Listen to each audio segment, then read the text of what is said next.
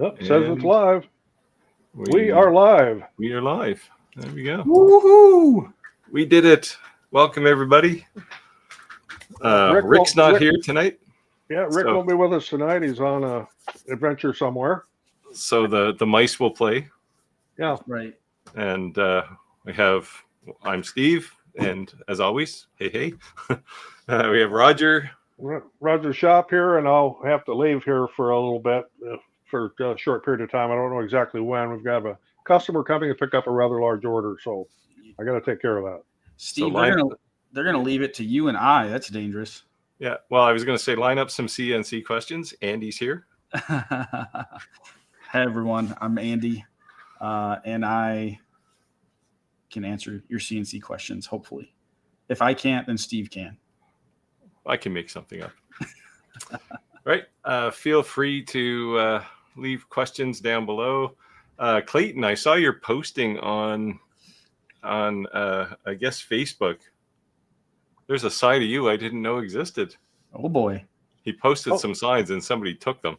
Yeah, I saw that too, and I thought, wow, that's pretty low. Somebody would do that. Okay. Clayton was rough. Yeah. Hey, like don't go to Hawaii and mess around. Right. Nice. I see the next comment here. Jay Don't Plays in the house. All right. Oh, he's here for Roger. You might have to hang around for a bit. He's got a customer, so. Nice. As long as you don't make improper advances to Andy and I. Yeah, I don't know about that. I'm saving Roger just for you. I was gonna say I'm taken, but I don't think that stopped it before. So I think Roger's taken too. That's what I'm saying. So what'd you guys do this week? Well, it's been like we were talking backstage. It's been super busy, and I hired my first full-time employee, and so this is week 3.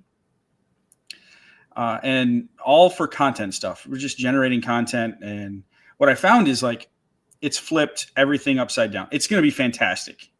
I'm really excited about it. It's going to work out great. And, but growing pains. Just, like in any business, I guess, when you have done majority of stuff, like everything is flowed through me, which isn't a good thing, necessarily. And so now it's just all the nuances of what Andy Bird Builds is. And so it's draining. I'm usually drained by the end of the day, but it's going good. We got some great content coming up that we've been finished a video today. Sweet. So yeah, I'm excited. I've been working on a video too for this FL Sun T1 Pro printer. I like it. Nice. And I like it even more now that that Bamboo is doing goofy things. But Roger can talk about that. I'm sure. Yeah, I could almost get on a rant. In fact, I posted a video today about Bamboo. So, and it wasn't exactly nice. I've seen a few of those. I didn't see yours yet. Yeah, mine isn't so much ranting about their firmware thing because I'm off the grid with my printers. I don't go to the cloud at all. But they have said some things, they backtrack real quick, it says, well, we're not going to brick your printer if you don't do this upgrade. But if you go to the terms of service, it's right in there. If you don't keep up with their firmware, your printer will cease to function and stay off the grid. So they have some kind of heartbeat in there, right? That'll eventually say you haven't updated in 3 months, so I'm just not going to start.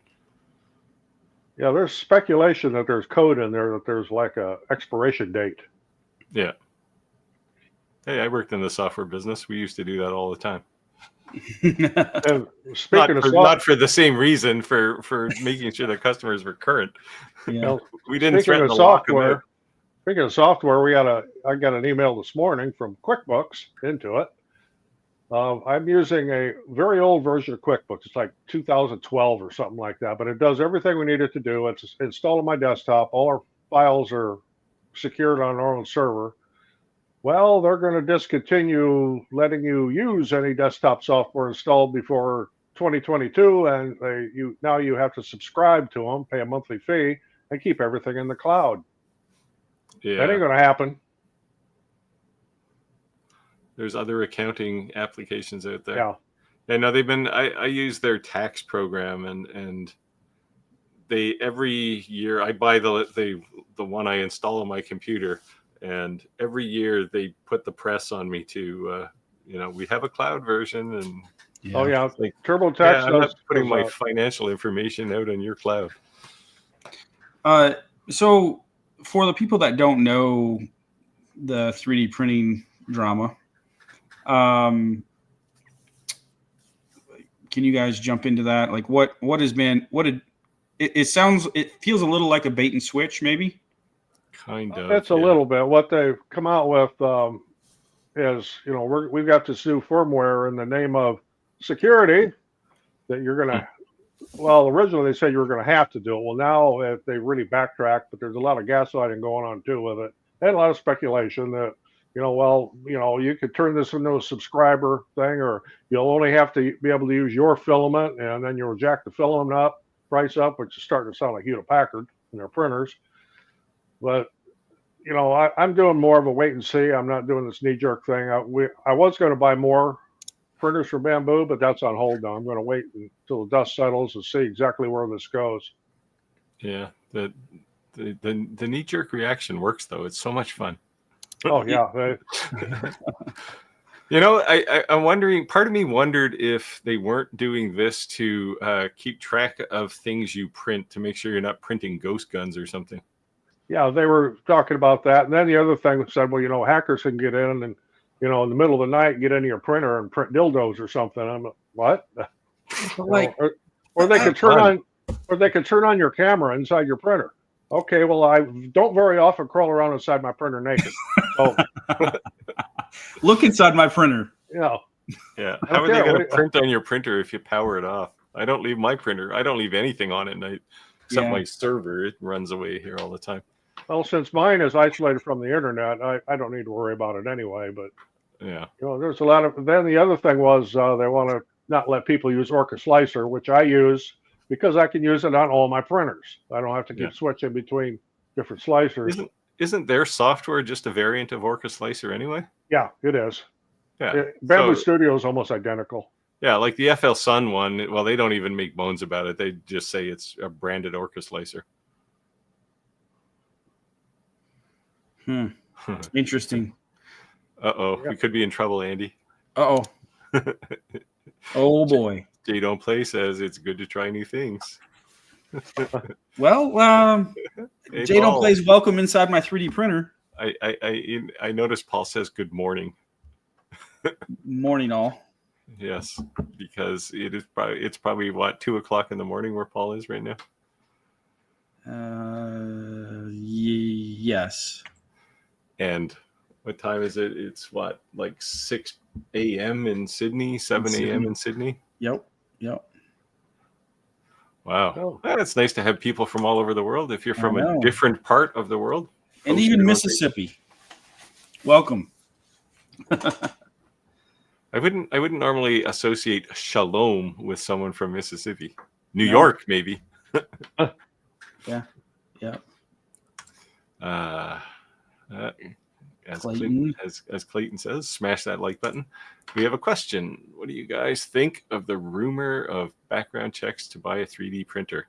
Well, I read that New York was going to try to do that, but it's going to get into this kind of thing like gun control. Okay, you got gun control, and if you're a felon, you can't buy a gun and this and that. If you want to buy a gun or a grenade launcher, if you look hard enough, you'll get one.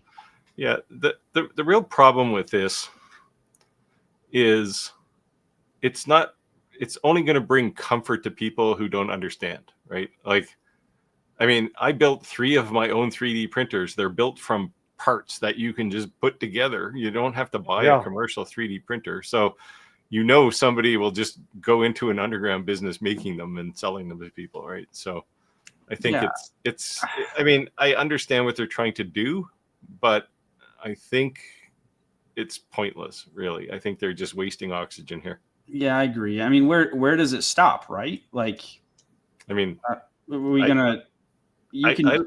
I live in a country where I'm surprised we don't already have this problem. But right. And I think I'll worry about it once Steve worries about it.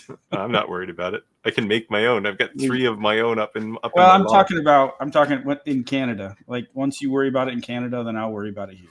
Yeah, I don't think it's. I mean, like it's a serious problem. There's no question, right? That somebody can make an actual weapon that is undetectable if you put it in a suitcase and pass it through X-ray at an airport.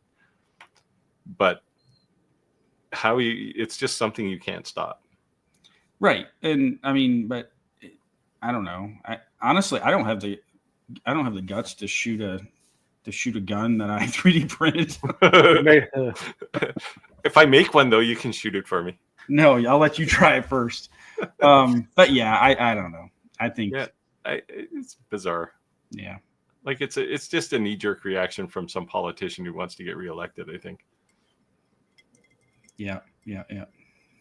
There's a lot of speculation there with that Bamboo 2 deal too, that, they're going to say what you can and can't print, or they're going to, things go to the cloud. If, somebody in China likes that, they'll steal it and start making it on their own. And, there's both of those are likely scenarios, right? Yeah, it can certainly happen.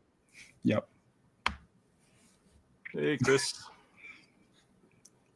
We have Chris is welcoming Clayton. Yeah. We have a lot of people from Australia coming in now. This is great. I love it. Maybe we should do an on-location shoot. I think we should. We should all go to Australia. I've been trying to get the wife to go down there, but she doesn't want to fly that long. Let's just get the Australian guys to make sure they spray for all the deadly snakes and spiders. I'd be worried about being attacked by their herds of rabbits. Yeah. Or kangaroo.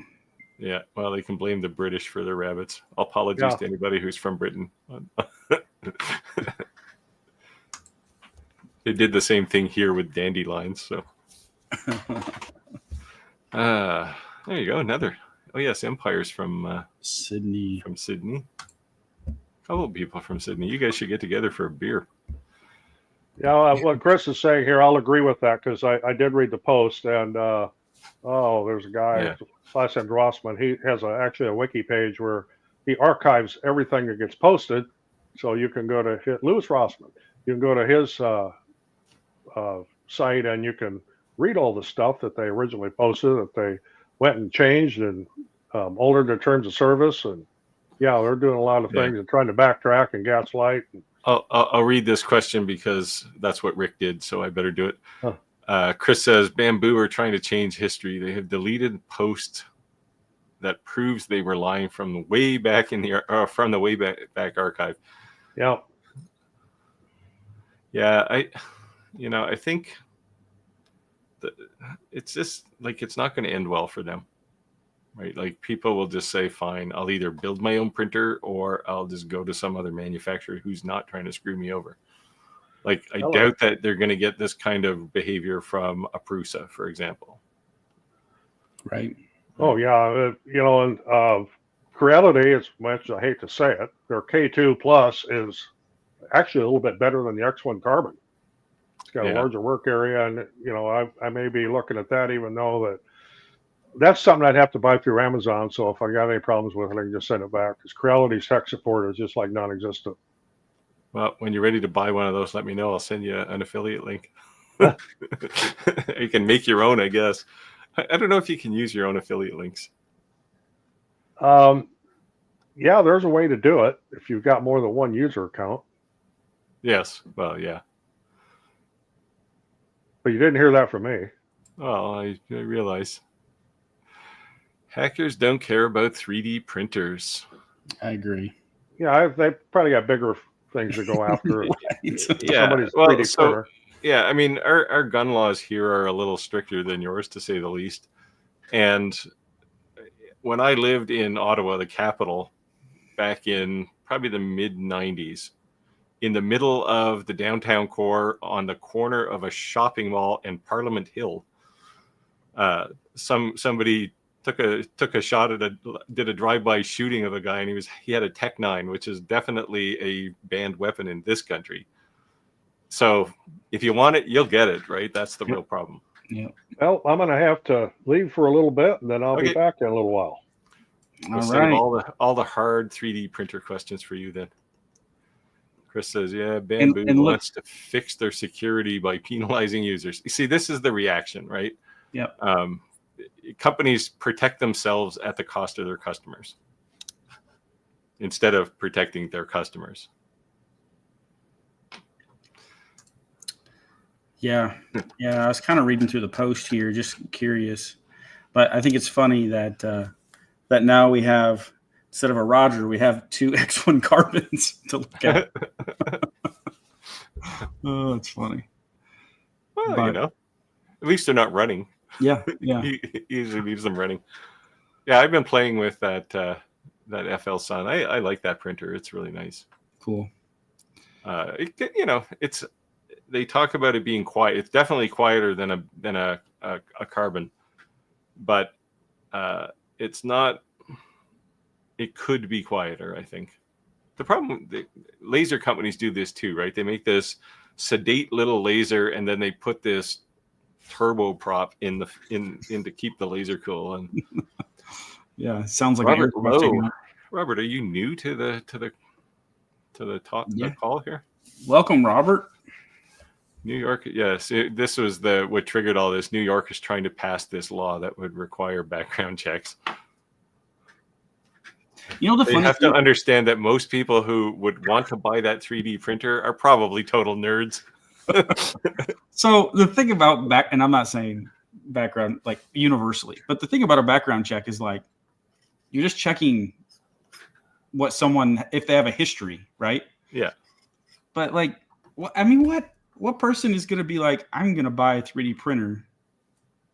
I don't know. The demographic buying a 3D printer, maybe I'm completely naive here, but I think there's much easier ways to get your hands on a weapon than buy a 3D printer and 3D print it and then trust your work to fire it.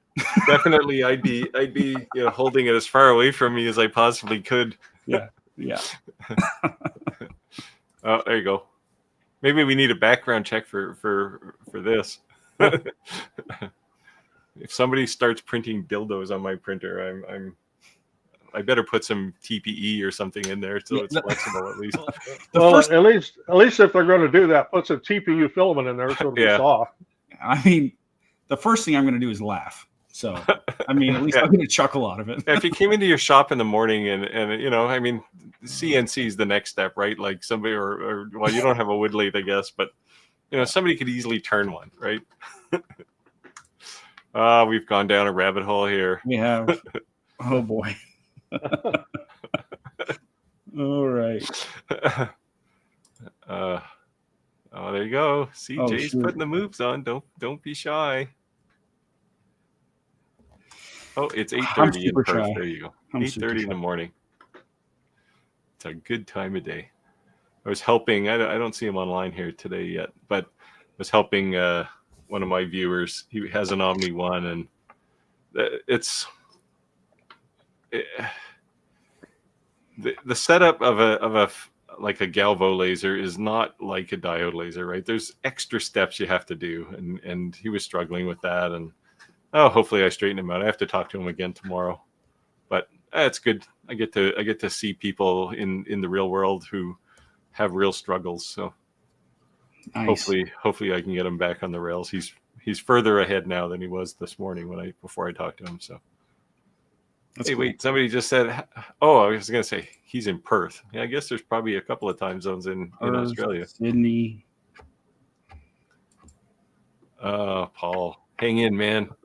Paul is in Belgium, I think. Yeah, I believe so. Jay's in Mississippi. New Albany. Used to live in New Albany, Chicago. We know what time it is in Chicago, right, Roger? Roger knows what time it is in Chicago. These laws only keep. Yeah, this is my point, right?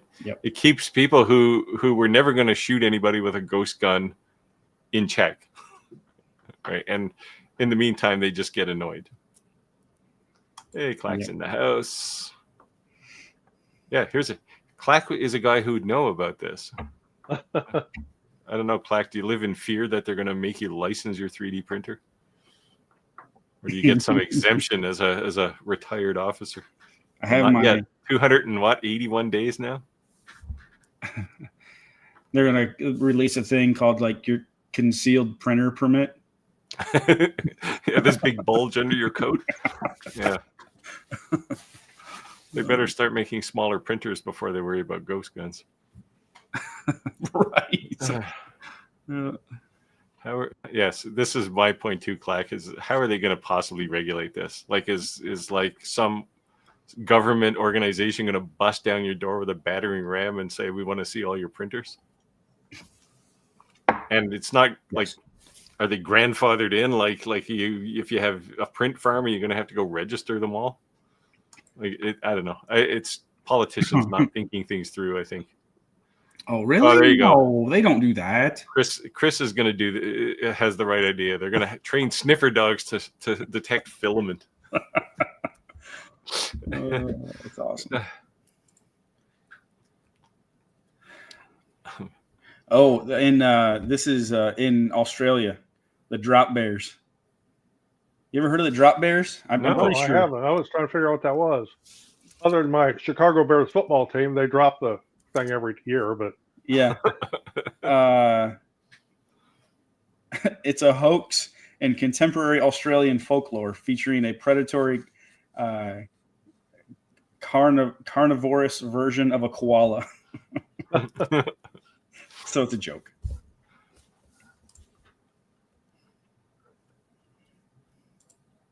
Clack says hello. Yeah, Chris. Oh, Jack in the shop. Jack's been here before. Yeah, welcome, Jack. Yeah, the K2 is bigger.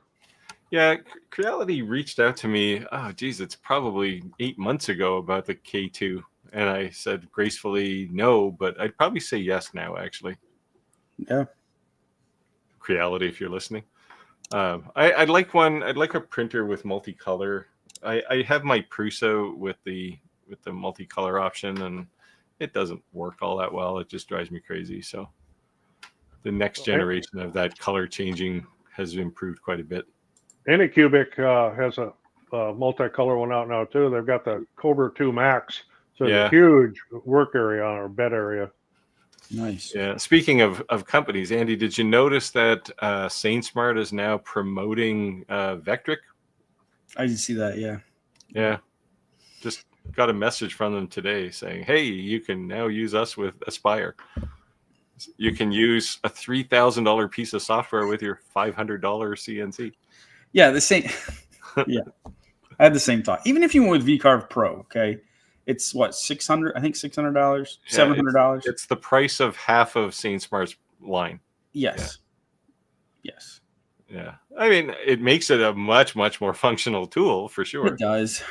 It does. But at that point, you look at the Vectric software and you go, "This is really awesome. Why do I have to run it on a entry level CNC? I'm going to go buy a bigger CNC." Yeah. Yeah. Paul. Hey, Brit. I didn't. Oh, yeah. I guess it makes sense that with a name like Owen, you're probably British, but you just lived in Belgium, so I assumed. Yeah, I think there's another comment. He said he's from the UK, but now lives in Belgium. I assume that's for work. Belgium's nice, actually, but so Paul lives in Belgium, but he's a Brit. Wow. Yeah. I mean, to like in the States, that's like moving a state over. Yeah, like, kind of. It's like moving to the next state. Yeah. It's a different country, but distance-wise, it's like things aren't real far apart over there. No. Yeah, the outward perspective of the U.S. is it's like 50 countries, right? It's an odd arrangement. We can't be responsible for. Paul is absolving himself of bringing rabbits to Australia. That's what he's doing. How about the dandelions? Because they come up in my lawn every spring, and they came over here with the British too. They like them in salad or something. Tim Arthur, have you been on before, Tim? That's a new name. Yeah, welcome, Tim. North Carolina. Oh, he's a Central New Yorker. Well, originally. Now he's in North Carolina. New York.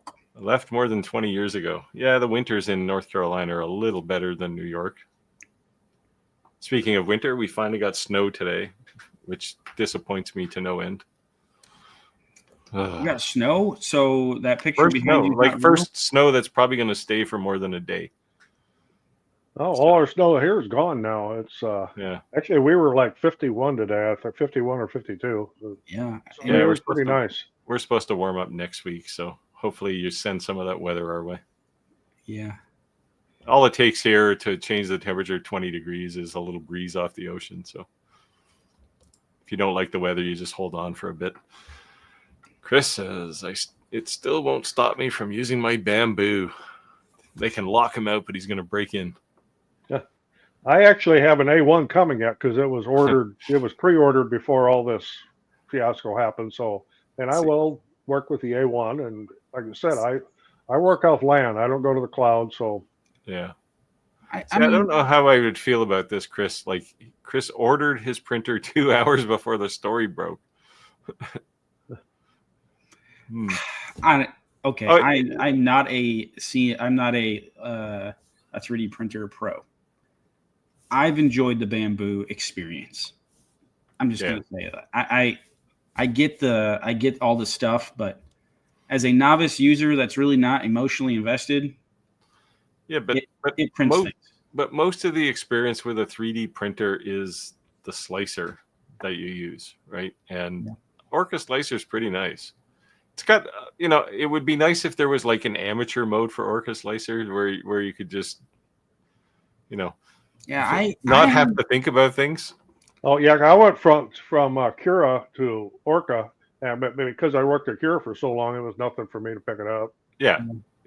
I was the same way, but Bamboo Studio, like, again, I'm definitely not like a hardcore 3D printer nerd. And Bamboo Studio is fine. Like, whatever. Yeah. It works. it's basically Orca. Yeah.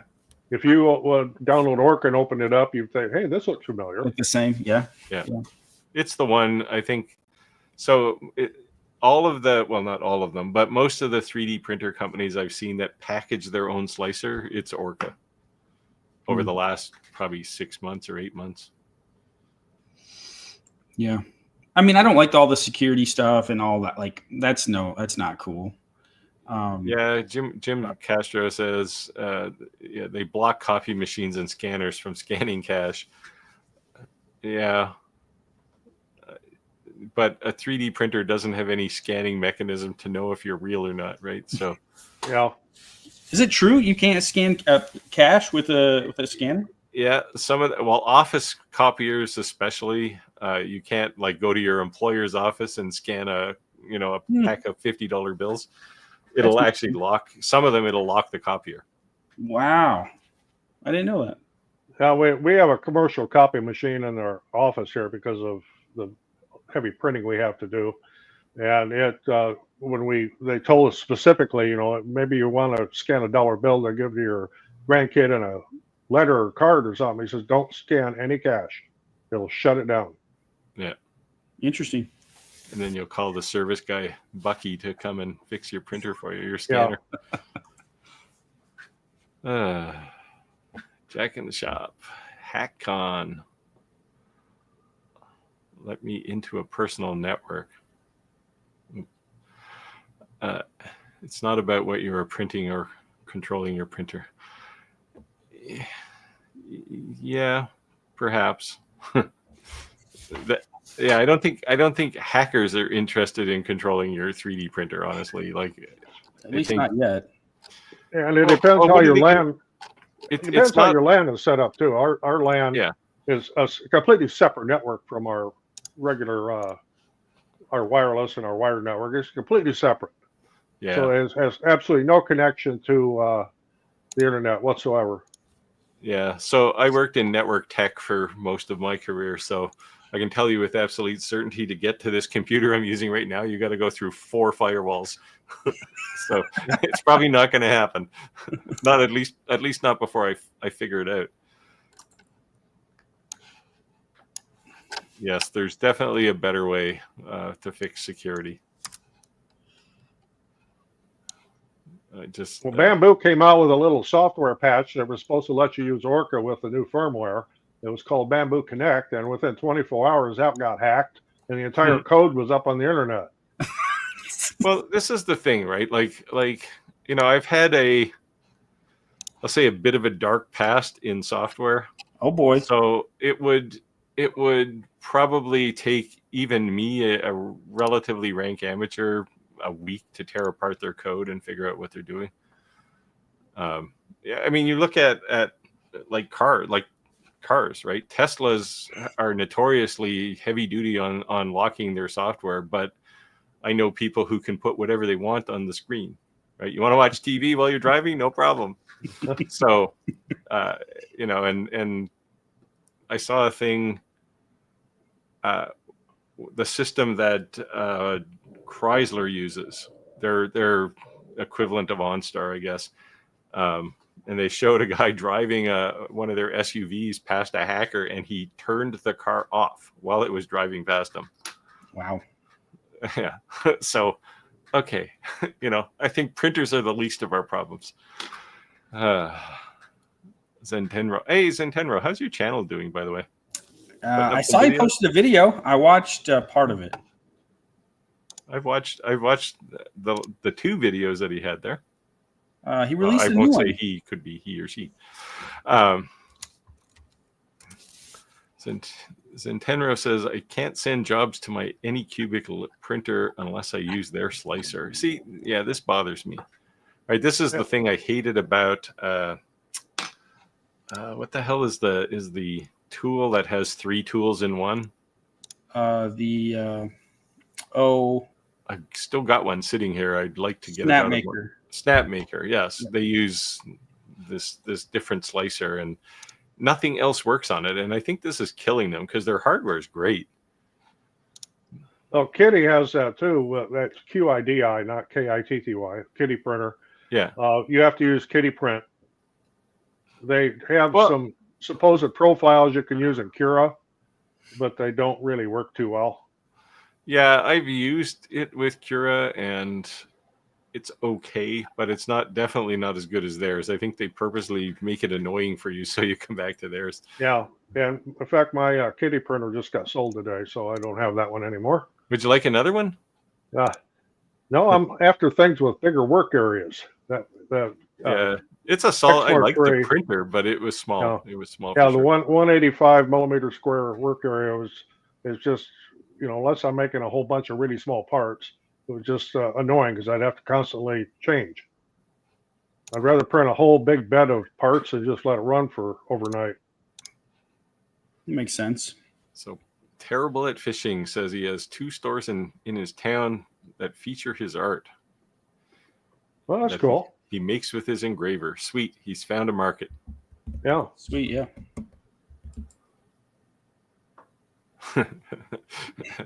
Yes, and Clack would know this. Good criminals have no history. Yeah, only the ones that get caught. Yeah. So background checks are worthless. Yes. Well, I have to behave anyway. My prints are already on file with the feds. So. Oh man. Well, I worked in some top secret crap, right? So. Yeah.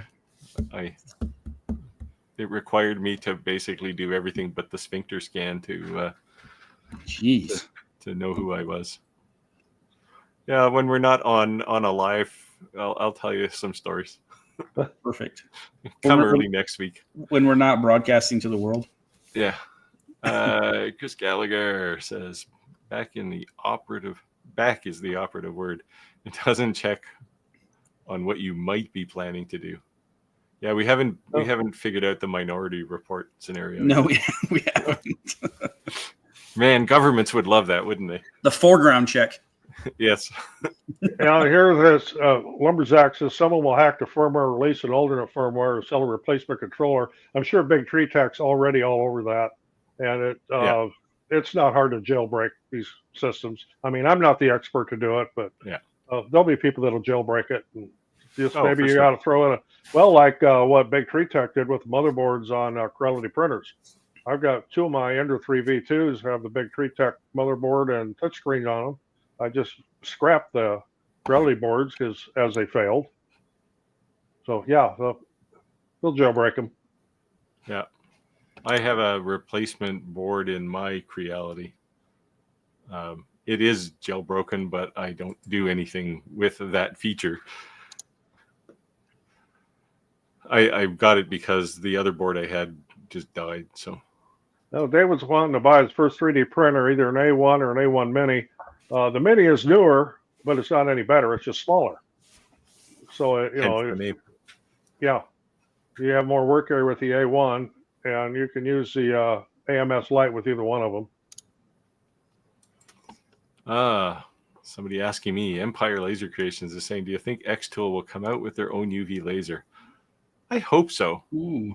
I hope so. Of course, I'll put a footnote on that. If Creality comes out with a 5-watt UV laser, it's probably going to be $8,000. The good news is they will support the thing like you wouldn't believe, but it's not going to be the cheapest. Yeah, I mean, I know, well, I mean, we've all got well, Andy certainly has his $100 diode laser, but lots of us have kind of entry-level lasers. Xtool is really going up market now, right? They're really headed into more of a small business kind of model where they're selling to businesses as opposed to hobbyists. And I mean, it's sad because they were one of the best, but their prices are starting to reflect the fact that they're selling to business, because businesses expect like instantaneous support. They're building out a facility in Burbank, somewhere in California anyway. They're probably going to have a couple dozen people there soon. Do we know what? I know they said there are several new product releases this year. Do we know? Yeah. What have they announced? The only thing they've announced so far is the apparel printer. Okay. Now, according to Jason, they have 6 or 7 new products this year. Wow. And they're really going gangbusters, right? Like they're not slouching, and I mean, if you're in the entry level laser business, well, high end, we'll say, hobby business, or now the garment printing business, you got to be worried about this, right? Because they're big company. And I mean, people, I had a conversation with somebody, and we were talking a bit about Xtool, and somebody, I forget who it was, but said, well, who cares, right? There's lots of laser companies. And I pointed out that Xtool has like a 36% market share, and the other 100 laser companies split up the rest, right? So, yeah. So they're there, and I think they're going to be a real force to deal with. Like they could be the next Apple or Microsoft in the laser world. Yeah, there's probably talking about Bamboo Connect. Yeah, it's already hacked. It's already hacked. See, the problem with anything related to security is there's 1 or 2 people who are making it, and 1 million people breaking it, right? And it's just like, it's such false security for anything. And the worst kind is when they break it and they don't tell anybody they've broken it. No, I'm not in Chicago. I am at the same latitude, but a different longitude. I am on the opposite side of the state. Geez, we must be getting way behind in the questions, because Clack has 245 days. Man, you must be counting those seconds now. I remember when I was at 1,100 days before I left. Yeah, we're about 20 minutes behind. Oh, are we? Jeez, we got to get moving here. Yep. Let me see if I can. Apologies if I don't get to your question, but we have to sift through here pretty quick. It's far easier to build a. Yeah, we are way behind. Yeah. Yes. Steve points out the obvious here. It's easier to make the printer than the gun. Chris says, "Good day." I'm sure he's talking to Ventari, not me.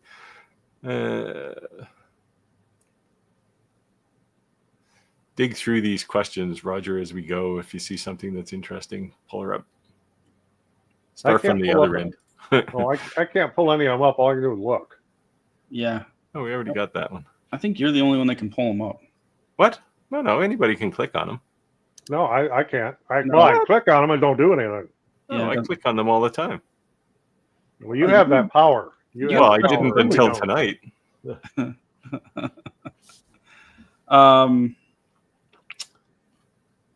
Okay, I'm going to just scan through some of these really quickly here. Yeah. Here, you can talk about that one, Andy. There we go. Tim asks, I'll be looking to purchase my first baby steps CNC soon. Whatever you do, don't buy a 3018. Yeah. Andy can tell you what to buy. Yeah. So I actually have a 3-video series I was talking about before we jumped on. 1.5 of the videos are done, and it's exactly about this. My thoughts on getting started, where to start with CNC. And so typically the experience, whatever, if you buy a 3018 or, smaller, I like to talk price range, like under a $500 CNC. It seems to be a waste of time for a lot of people. I'm just going to put it bluntly, because that experience, although you can learn the absolute basics, it's basically, you can't resell that machine. There's really not a market to resell them. And the experience with one of a budget machine like that is doesn't translate to more expensive machines. And so typically what I see what happens is people try out a budget machine and they're like, oh, CNC is not for me. I'm so glad I tried CNC. But the frustration level, the ease of use level, the capability level of those machines isn't anywhere near what a 1,000, 2,000, 3,000. Don't say Avid. Yeah. I know. I would say, honestly, I tell people, if you're going to get into CNC, I really wouldn't spend less than $2,000. I know I'm going to be probably, yeah. I mean, people are throw things at me for saying that, but they might thank you. What's that? They might thank you. They might, but I really think they'll thank me. So, but yeah, I know that's a lot of money, but I would just recommend saving. Like if you can spend $500, just save a little bit longer. You're going to have resale. You're going to be able to resell that. And so it's not when you, let's so if you spend $500 on a CNC and you get what you get, right? It's basically throwing $500 away.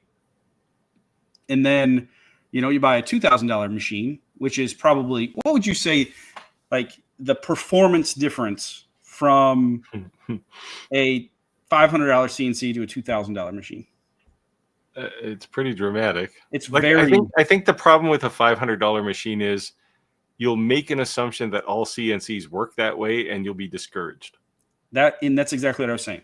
And as soon as someone, I say this exact line in a video that's coming out, no one is gonna, after having a poor experience with a budget machine, no one is gonna say, "Hey, here's $2,000. Sign me up for that experience again." Right? Because they're not going to, in their mind, they're not going to be like, "Oh, I'm going to spend more money to be frustrated again." I might even take that chance. Right? Yeah, this is one place where entry-level lasers differ quite a bit from entry-level CNCs, right? An entry-level laser, it's smaller, it's less powerful, but it fundamentally does everything that a higher-end laser does, right? Like if you're buying a your $100 diode laser versus $1,000 diode laser, they do the same thing. It's just one is slower, maybe less power, so you can't maybe cut a 2x4. But yeah, it's CNC is a $500 CNC and a $2,000 CNC are night and day. Night and day. It is night and day, and a lot of it, I think, if you look at like the laser world and 3D printer world compared to the CNC router world, there's there's a lot of difference where one you're doing with CNC machining, it's subtractive manufacturing, and 3D printing is additive manufacturing. Laser is subtractive, horizontal. I don't know. It's like know. I guess it's subtractive because you're taking something that was whole and making it into little pieces. But there's a lot more. Just think about all the different variables when it comes to CNC machining compared to 3D printing or anything like that. And so there's a lot more to account for. And that the ease of use and rigidity and power, there's so many more factors at play in CNC routing. Yeah. Now, if you were asking me what Xtool was going to build, I would say the odds are pretty high they're going to build a good high-end CNC. Ooh, that would be interesting, wouldn't it? I have no knowledge, though. So, if Xtool comes and says, hey, where'd you hear that? It's just a wild-ass guess. So, Clack, what Cold Lake days are you talking about? Are you talking about Cold Lake in Canada? Because there is one. Clayton wants my snap maker. So the bad news, Clayton, this thing would cost $1 million to ship to you because it weighs 100 pounds at least. It's big. You'll just have to come to my place in the summertime and carry it back in your check-in. Yeah.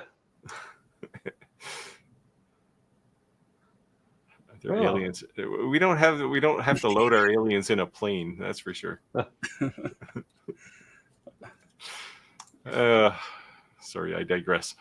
Well, we seem to have some new names here tonight. Hard work, woodwork. I love it. That's a cool name. Can you run anything other than Carbide Create and Motion with the Shapeoko 4 XXL? Yes. You are not tied down to their software. Now, what I would say is I would recommend using Carbide Motion. That's the controller software. But you can load you can use Vectric and load that G-code file into Carbide Motion. Getting back to what Xtool has released, I guess the F1 was in 2025. It's cutting it close, but F1 Lite is just like a smaller version of the F1. That one I don't really see a lot of value in, honestly.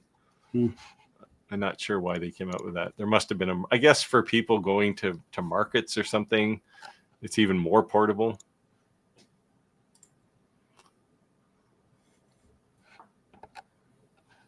Yeah, I think this is probably a true statement. Chris says Xtool has gone from worst to the greatest now to high-end hobbyists and small business. Yeah, they're one of the few companies that has spent a lot of effort on support. And I had a conversation with CommMarker about this too. And I said, you might have good products, but if you don't support them, especially in the North American market, people are very impatient and you kind of get one chance at that. So I know they've been doing some extra work to kind of sort that out. The real problem, somebody made a comment today to me. They bought an Omni 1 and they were having some kind of problem with it. And they called support, and support, whoever they were talking to with support was talking more about Chinese New Year's than supporting their laser. Yeah, not that that's a good thing, but I think one of the things in North America we don't understand is how big a deal Chinese New Year's is to people in China. They shouldn't let it leak out to a customer support discussion, but it is a big deal for them. It started today. Yeah. I just looked it up. Yeah, today. Well, happy Chinese New Year to our Chinese friends. They would definitely be, well, they'd probably be waking up about now. It's like Yeah. 9 in the morning in China. 9:20. Which is like 2 weeks, isn't it? I think they. Yeah, it lasts a long time. Yeah. It's a lot of firecrackers, man. A lot of, this is where they burn up their own fire. Like they use their own fireworks instead of sending them. To Empire the Laser says, we do glass, and the last thing I want is cheap UV. Yeah, for general population. Yeah, there is definitely a different product for businesses. And like you can buy a 20-watt fiber laser. That's great for a hobbyist, but a business is not going to use that. And here in this case, I don't even know if there is such a thing as a cheap UV. The comm marker one is probably the lowest cost one right now. They're all just expensive, but you can certainly pay more than what comm marker charges for the Omni one. It's funny Jack in the shop says it's funny they want to get to background checks for 3D printers, but you can still get an 80% lower and mill it out. Yeah. Build your own. Yep.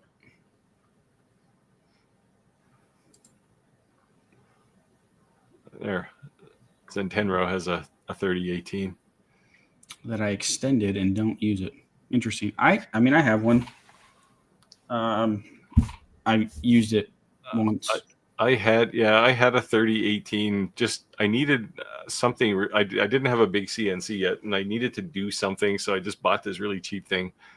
And I think I paid, I don't know, $240 for it or something. It was not expensive, but it was like, holy cow, this thing is awful. Yeah, it's painful.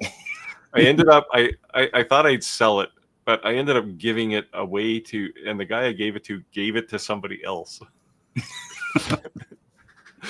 And maybe Jinmitsu realizes this, right? And that's why they're pushing. I don't know if you saw, they came out with like a 4x4 machine. Yeah. So, well, they also came out with a small footprint one. That's probably I think it's a 3030 or something. But they've got a 4040 too, and I have one of them, and it's awful. The bed is in two pieces, and within I'd say about 2 weeks, the center of that bed is now about 30 thousandths lower than the outside perimeter. Yeah, that's a problem. Yeah, that's a big problem. So yeah. Oh, that must be one of their entry level 4040s then. It's a Reno. Because the Prover XL, that's a nice CNC for the money. I mean, it's still an entry level, but you know, that would be the absolute bare minimum I would recommend to somebody to buy. If I would have bought this one, I would be really having a fit over, but they gave it to me to do a review on. And at the time, it was, nice, right? It was brand new. But that with that bed being made in two pieces and then on the MDF on top of it with no good supports underneath, it just sagged in the middle. Yeah. Yeah, I think all companies suffer from this a bit. They sell a product which is really a beta unit, and then they wait for people to complain about things that go wrong, and then the next version or the next model is the one that actually is the one you want, right? Yeah. It's, as consumers, we've become victims, I think. Jack in the shop. Chris says, Empire Creations, we find a niche and then we make a device that kids can use to steal our market. Well, yeah. I guess that's a, Facebook certainly proved that too, right? Right.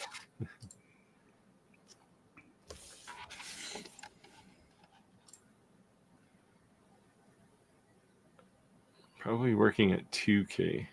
Oh, probably looking at 2K. This is the CNC follow-up. That's about what I was thinking. Yeah, and for 2K, you're going to get a decent CNC. You're not going to get one that'll do 24/7 heavy workload, but no.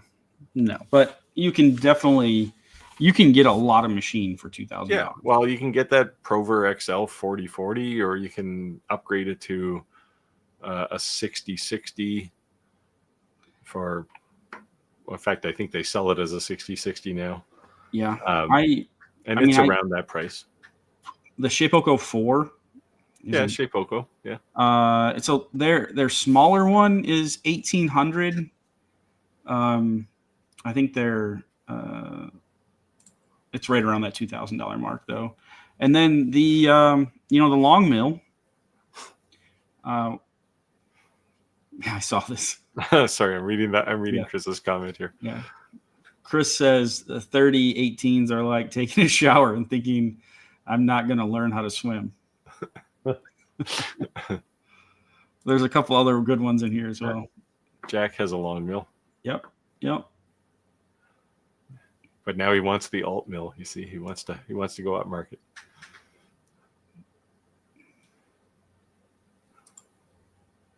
Yep, the long mill MK1. And then they have the MK2. Yeah. Oh, this is interesting. He made it convertible from router to plasma. I'd like to know how you did that with the bed. Steel bed?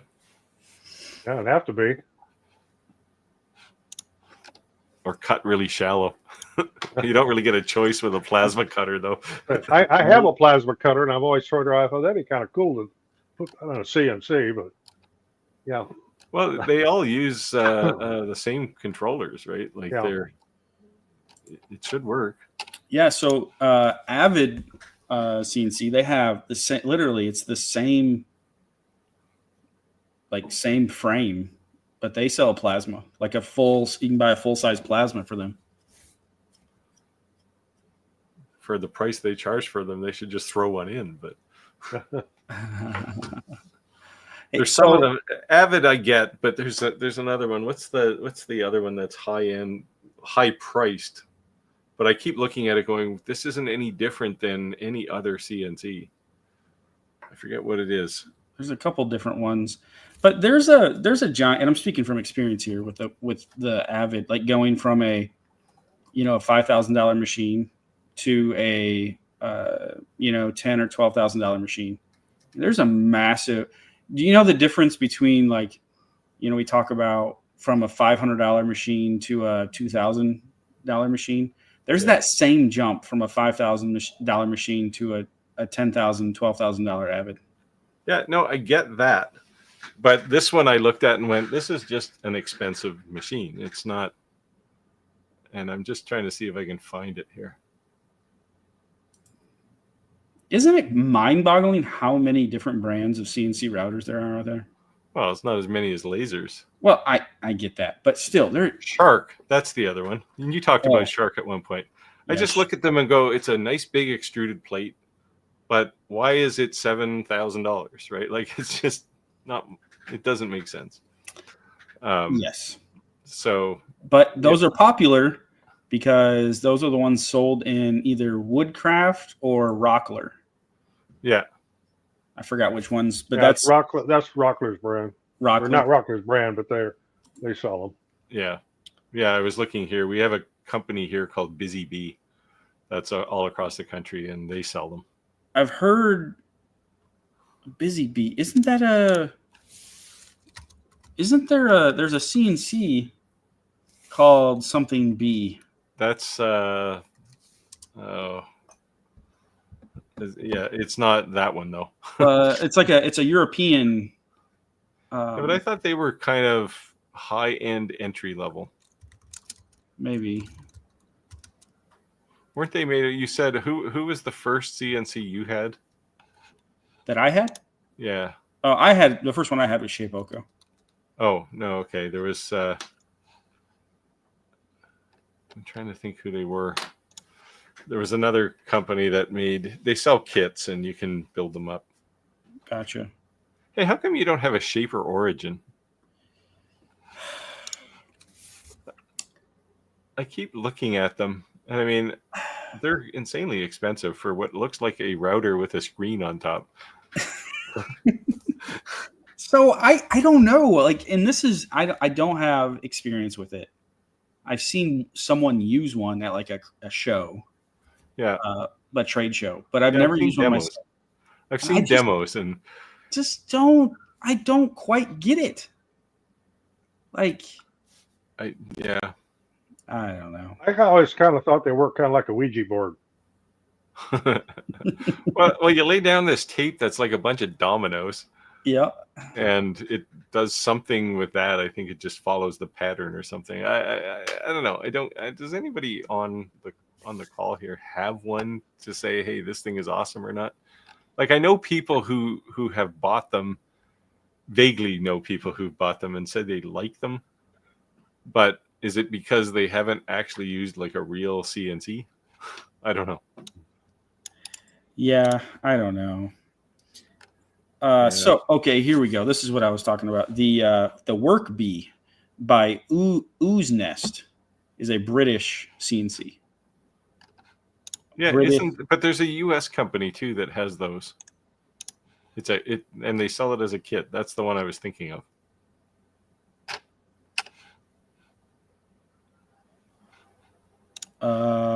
Let's see. So Chris says a $500 CNC is like a push bike, and a $2,000 CNC is like a sports car. Actually, a $2,000 CNC is like a sedan. Yeah. A $10,000 CNC is a sports car. Yeah. Yeah.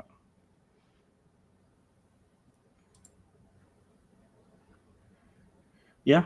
Yeah. Well, this is the thing with, and lasers have this too, right? Like, people will say, why do you want a 200-watt fiber laser? Well, it's not because it's got more power necessarily. It's faster.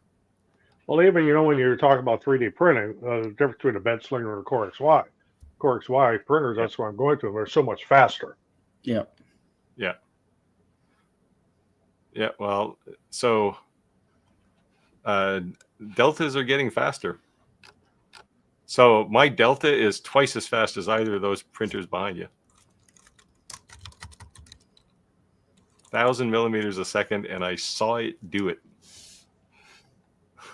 I've kind of looked at them, but I haven't pulled the trigger on one yet. In fact, they have the next model up from that one is 1,200 millimeters a second. And my first thought was, how the hell do they push filament through the hot end that fast? But it printed a benchy that actually looked like an awesome benchy. It printed it in less than 10 minutes. Wow. And it doesn't look like a 10-minute benchy. It looks like the standard old 36-minute benchy that people used to print. Were you thinking of the Fox Alien? No. It'll bother me. Oh. Stepcraft, Bob CNC.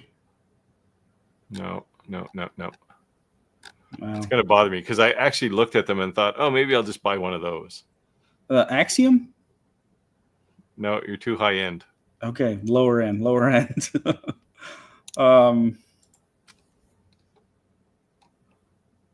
don't know. It's going to eat me up. Yeah. Eating me up too. I was going to say take over the questions here, but you can't. I can't. Oh my God. What did you guys do to Rick? He gave me that power a long time ago. He doesn't trust us. Oh yes, here we go. This is an ongoing discussion. Hard Work Woodwork says, I love when people say a CNC is cheating and it's not woodwork.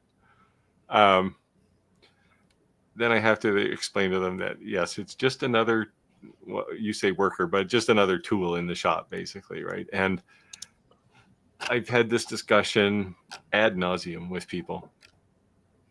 I don't even have it with them anymore.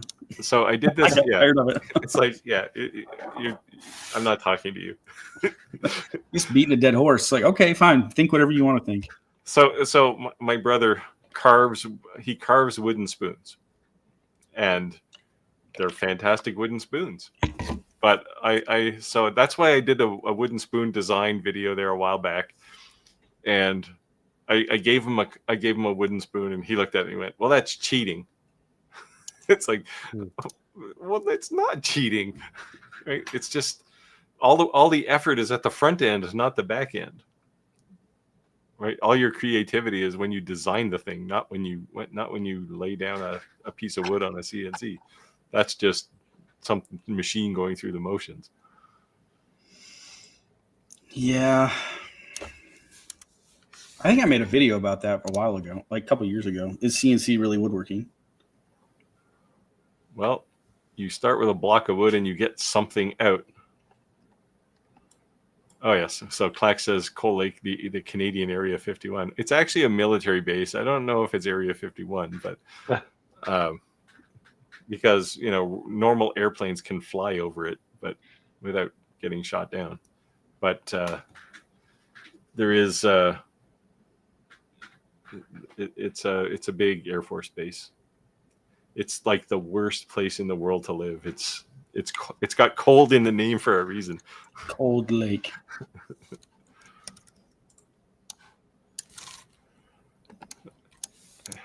See, Chris is on board with my Xtool CNC. Xtool, if you're listening, get to it. Start the work. Let's do it. No, but I mean, from a marketing perspective, this one makes perfect sense, right? Because Lightburn is struggling to get Millmage out. They could just scoop right in there and just say, oh, and by the way, you use XCS for this, right? Yeah.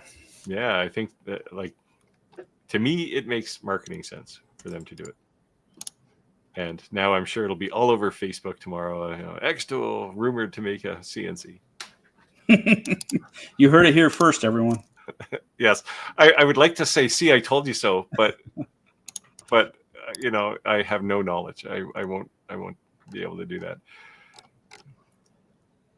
Hardwork says I've been with CNC for about 8 years now, wanting to get into lasers for the wife to join me in the shop. What's a great laser? There you go. This is another question that comes up on a regular basis. Yeah. What That's do the you one want that's to hard. do?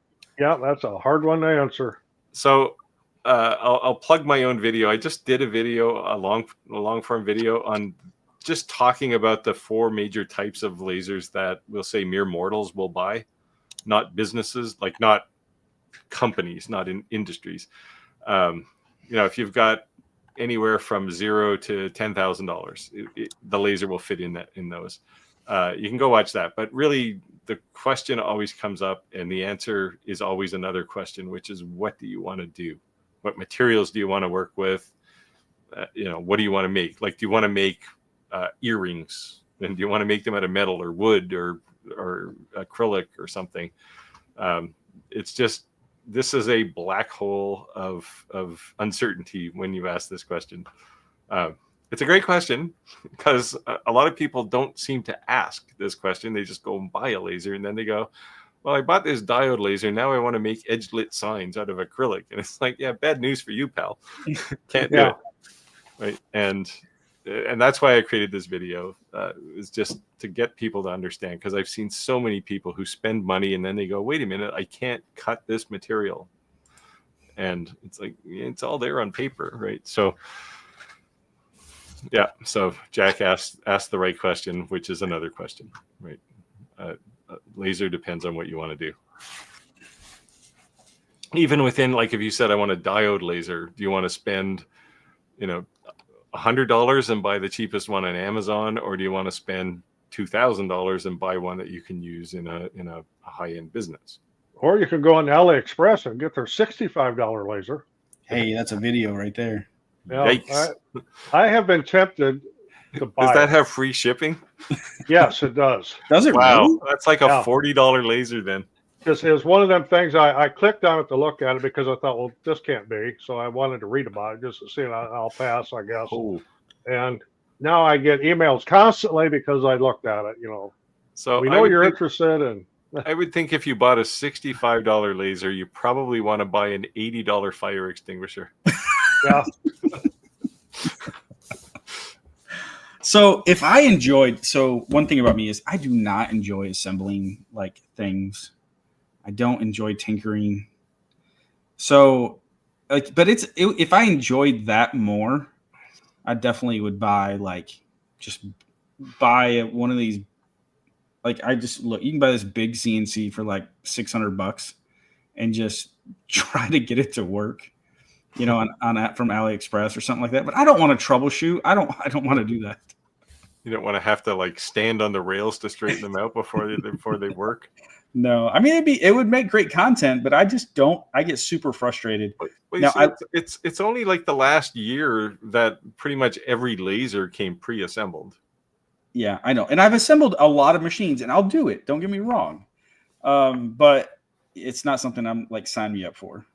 Well, my first CNC, which was a 3018, by the way, it was a brand called Anvil. It came in a small box, and there was absolutely nothing assembled. It took me an entire day to put that thing together. Yeah. I had to assemble this 3D printer the other day. Now it's only got it's like a 15-minute job, but it was like I opened the box. First of all, the box comes in this tiny little pallet, and it's like, okay, there is not a 3D printer in here. And then I opened it up, and it's like it's a bunch of parts. Now, but it wasn't that bad. But it was such a shock from just like pulling like when you pull a fiber laser out of the box, you put 4 screws in it to bolt the tower down, and that's kind of it, right? Like this was a little more elaborate than that. Now it went together really well, but it was just like, what is this? Like, what is this thing you're doing to me, right? Yeah, I don't really like putting things together anymore. Yeah. So laser on wood and leather flat surfaces. Some point, I'm sure she'll want to cut with. So get one with that option. You probably want to go with a diode laser for that. Yep. And make sure you got good ventilation and exhaust fan when you start messing with leather. Yeah. Now, if you had said you want to do these things plus acrylic, then it would be a CO2 laser. Yeah. But the diode laser you'll get into a lot cheaper than a good CO2. By far, yeah. You can buy a $65 one on AliExpress. AliExpress, yeah. I'm gonna be doing this here. I'm still tempted. I don't know. Have you all bought much from AliExpress? Yeah, I have. Okay. Every once in a while, I'll have these, pick 10 items for 99 cents a piece. See, you get, and I'll do it just to see what kind of weird things I get. And one of the oddest things we got with the last one was a monocular. That's like a binocular, but half of it. And this thing is actually pretty good. The grandkids love it. That's fun. See, I haven't used AliExpress in part because I have the same issue with AliExpress that I have with TikTok. I don't want a foreign country holding knowledge of, my finances or my existence. So yeah, I got you. I got nothing against, foreign countries. We got lots of them, 206 other ones, but I just like privacy, right? I know if I deal with a company in, certainly Canada, the US, Europe, I'm secure, right? They're all friendly countries. We're probably not going to go to war with any of them. So they're not going to, before they go to war, they're not going to suck up my credit card limit or something. Right. No, it's a good thought. I use like a credit card, like not a bank account card, Yeah. Yeah. But looking on AliExpress, they've got the Acmer S1 Mini 3.5 watts laser for $85. Oh, well, you're under the $100 one. They have. There you go. So Paul's asking a good question here, which is, do we plan to have more manufacturers join? Sure. We should actually, I should talk to Rick about that. It's probably time we round them up. So the last one, when we had Longer on, I basically seeded them and said, hey, we do this live stream. Why don't you come on and we can do some kind of a giveaway. And then I just handed it to Rick and said, Rick, run with this. Deal with it, Rick. So we can do that again. I'll find somebody. Maybe we could get something going with Xtool. That'd be cool. I don't think they're going to give away like a $4,000 laser though. They're not. But hey, an F1 Lite, that would be a nice party great. gift. Yeah. I'll talk to them. For clear acrylic, you definitely need a CO2. Although people say, well, you can paint it black and you can use black construction paper and paint a piece of wood black, and no, that don't really work. So when I did this video about laser types, and somebody said, you can cut clear acrylic with a diode laser, I said, yes, you can, but it will be total garbage, right? And so I was I clarified that all of the statements about on a scale of 1 to 5, how good is this thing at this job? For cutting, it was all how good can this laser do with one pass. Not because you can cut through pretty much anything with a fiber laser too, but it's going to take you 50 passes, right? So that doesn't count as cutting to me. That counts as going for lunch, a long lunch. Yes, Andy has his cheap laser video. I think he should do a whole playlist on the cheapest thing he can find. That'd be cool. I actually do have the cheapest CNC on Amazon as well. Almost as popular as the laser, but not as popular. It has over 1 million views. Well, Genmitsu offered me that little bitty CNC too, and I wasn't interested. I just didn't want to mess with it. Don't have time. Yeah. So Clack, to do fewer reviews. Like it kills me because it takes 3 times as long to do a good review as it does to do a proper project. Right? It's just not fun. Do that video, Clack. I think it'll do well. Yeah, there you go. Andy can send you his laser. Actually, he's practically your neighbor. You can just drive over to Kansas or Kentucky and get it. It's right next door, really. It's not that far, right? There is I did a 3D printer too. I forget what the company was. And it was a 3D printer for kids. And I fought with them. I didn't want to do this thing. And they made me do it. Oh, I think I did the same one. Yeah. It's just like you could use that for your cheapest 3D printer because they're pretty low budget. Yeah, it was really cheap, and you had to use their little filament cartridges. You had to use the cartridge, but you could put your own filament in it, as I discovered. And then this one I did, you could only operate it off a phone or a tablet. Yeah, that's the one. Yeah. It was not a good experience. I mean, if you have a kid, great, right? But well, my grandson has it now. Yeah. I think mine's just sitting in storage. It'll be a garage sale item at some point.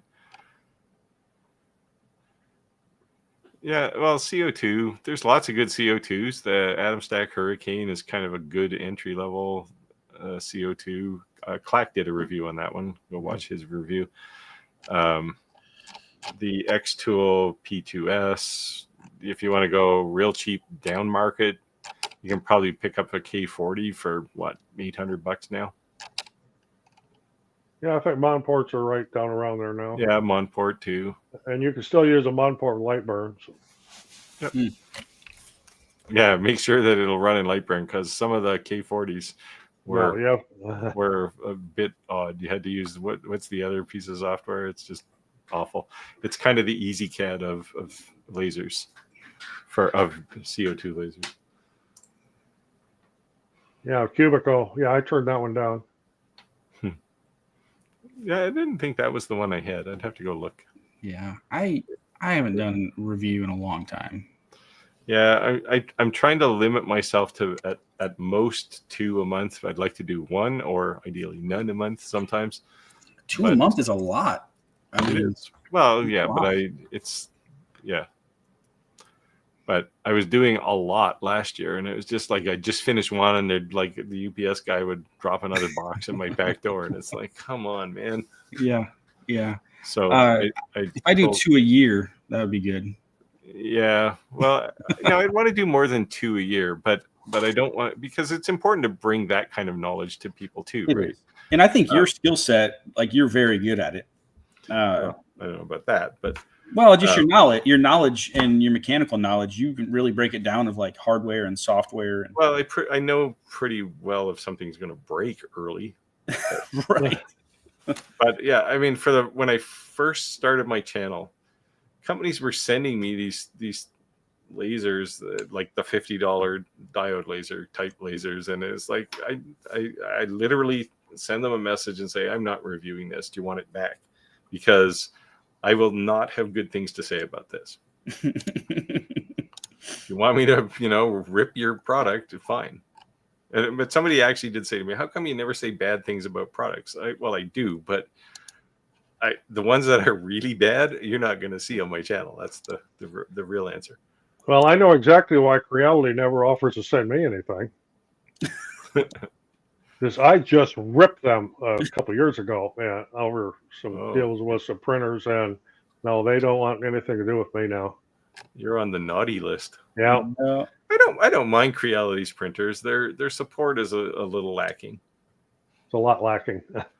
Okay. That's why they send me printers, because I think they're only a little lacking. Yeah, I don't think they're worse than a lot of other companies. But for the size of them, they should be like an Xtool level of support for sure. Yes, so Jack is ahead of us here. Yeah, CO2s. Again, you can do engraving on stainless steel with a CO2 laser if you buy $80 a can treatment to spray on there. But it's a functional no if you want to do any kind of engraving on metal with a CO2 laser. Should we skip ahead a little bit? We're about 25 minutes behind. Well, you keep saying that, but I scrolled down to the bottom and we were still behind. There was no other questions. Oh, well, I'm just looking at the timestamps on them. Oh, well, the timestamps are probably my time. Well, the timestamps on mine are the time it is here. Oh, okay. Yeah, mine is too. Clack's most recent one is dated 7:50, which is what time it is here. Yeah, there's only I did lie. There's 8 screws to put together a typical fiber laser, because you got to bolt the lens carriage up on top too. We need to give a shout out to V. She's in all of our chats. Oh, yes. Hey, V.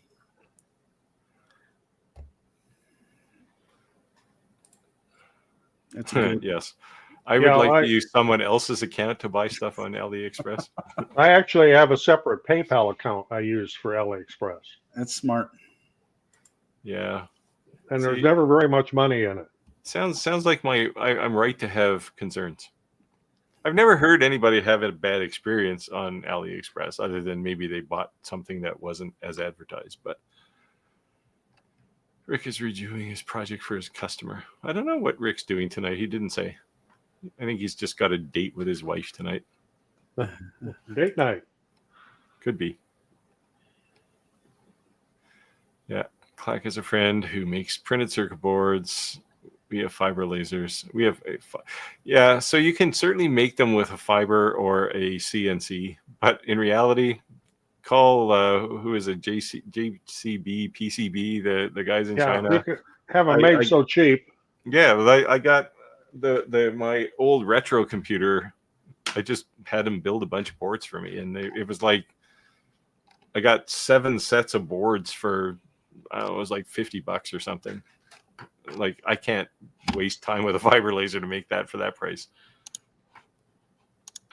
But yeah, I do see videos where people are making decent looking printed circuit boards with either fiber lasers or even CNCs.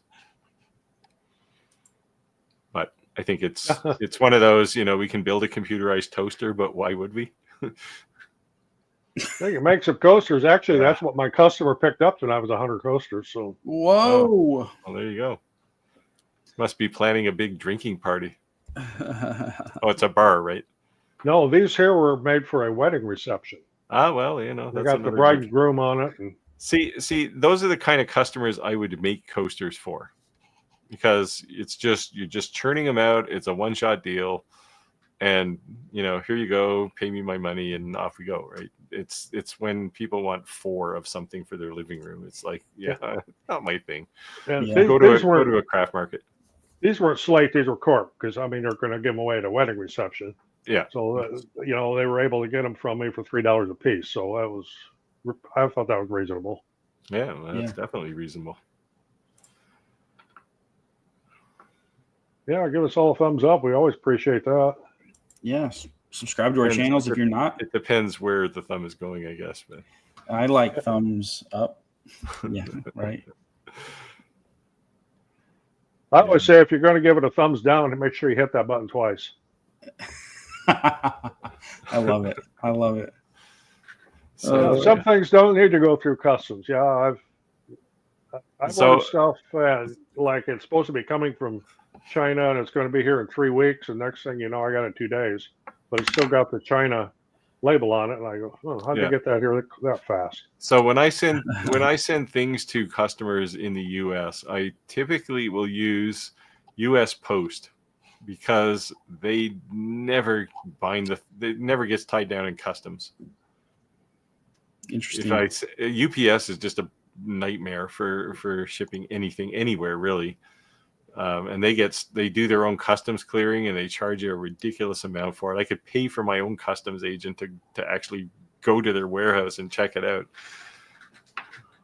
for the price they charge for some stuff.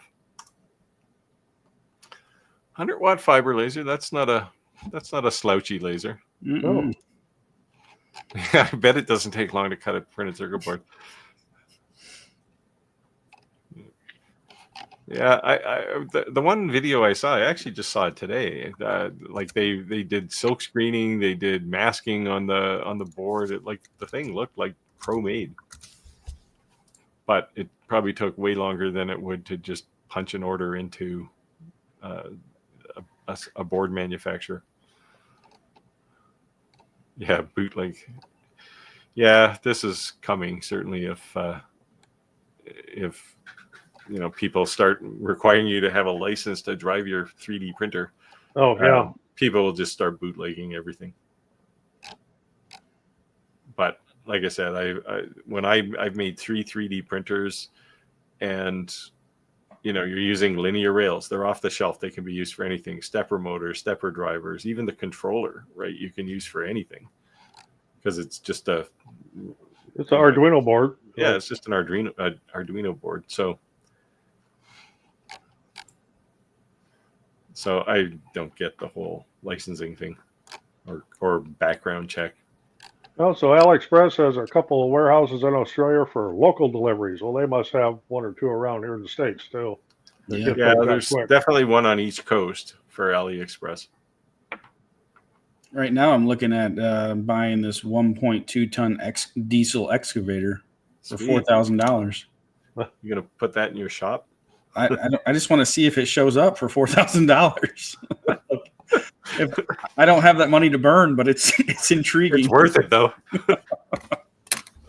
Well, I think everybody needs a piece of heavy equipment in their shop. They do. I have my tractor's always in my shop. Hey, I own a forklift. Is it in your shop? Yes, it is. There you nice. Go. Yeah, it uses up 1 bay of the shop downstairs. It's a 1950 tow motor brand and has no roll cage on. I mean, it's nothing OSHA at all about this thing. Roll cages were for wimps. Yeah.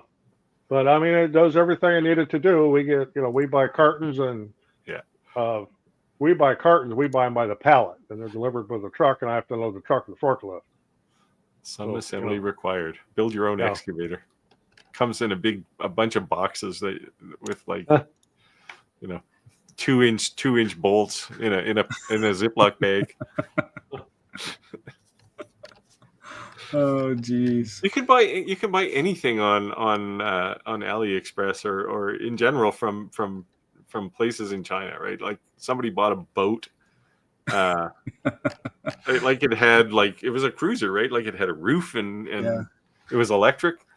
Maybe I start a second YouTube channel because I think honestly, I think it would just be fun. Like just doing that whole same video of like you order random stuff, you see what shows up, and then you just review it, right? Yeah, I bought the cheapest forklift from AliExpress.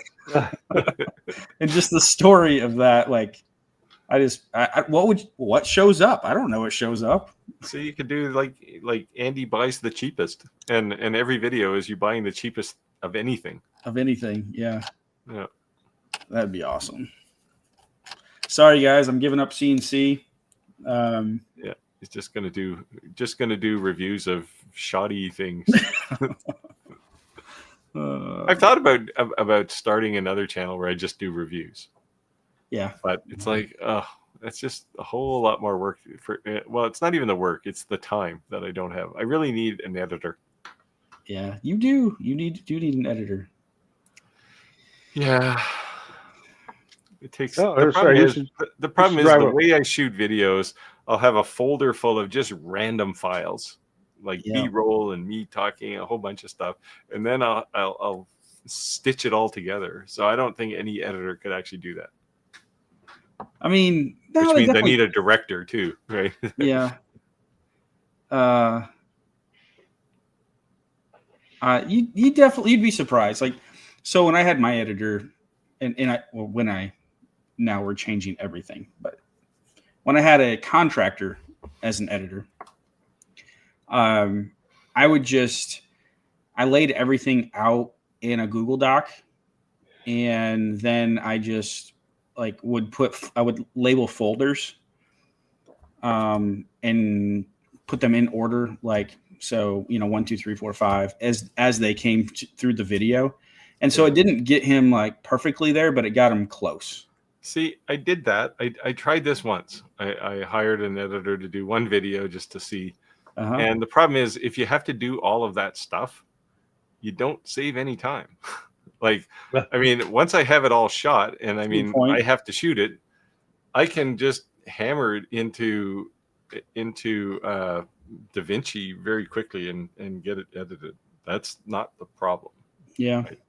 If I have to tell someone how to do all of that, then it's not going to save me any time. Well, you don't have to tell them if you don't care about what it looks like. Well, I care. So I think I mentioned in the past that I test pretty highly on the autism scale for certain things. Accuracy is one of them. Yeah. I get the challenge there for sure. But yeah, editing is time intensive. Oh, here's a question. Another loaded question for you. Yeah, if you had only one machine, the last machine on the planet to use in your business. Your business to use for business CNC or laser, which would you choose? Like, are they asking CNC or laser or like model? I think it's a choice between one or the other. That's what I think. Or if you have a favorite laser, you can pick that too. Yeah. So, my opinion is CNC router. Just because of the versatility and the substantial of what you can make. Yeah, I'm on the fence there, actually. Oh, for me, it's a little easier because of what we do. For me, it'd be a laser. Because of what we make and what we do. I definitely make more money with my CNC than I make with lasers. But like, add YouTube aside,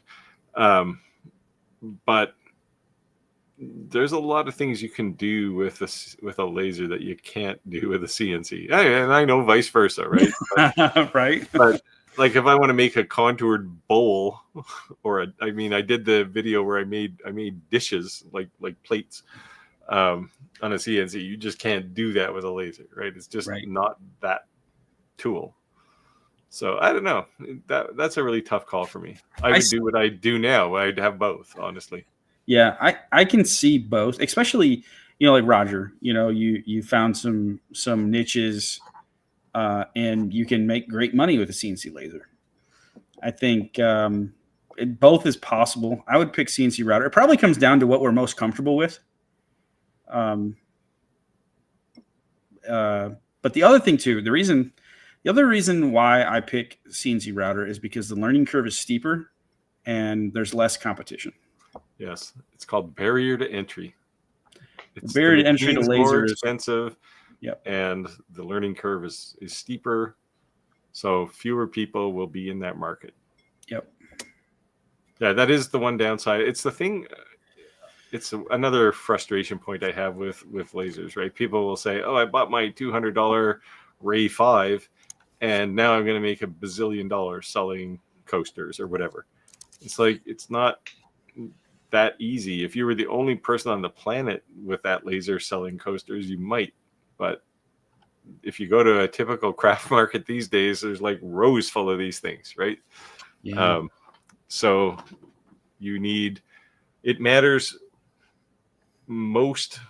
What matters most in the laser world is how creative you are. But you have to keep being creative, because if you take some cool design to a market, the next time you go to that market, everyone's going to have that one. Oh yeah, Yep. they'll copy it.